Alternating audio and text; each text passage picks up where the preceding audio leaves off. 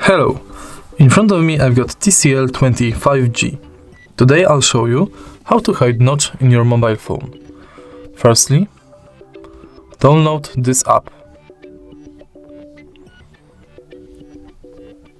Then open it.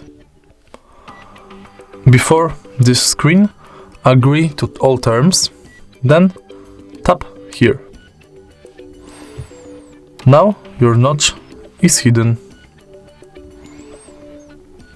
You can undo it by scrolling down notification bar, finding this app and tapping it. If you find this video helpful, please leave like, comment and subscribe.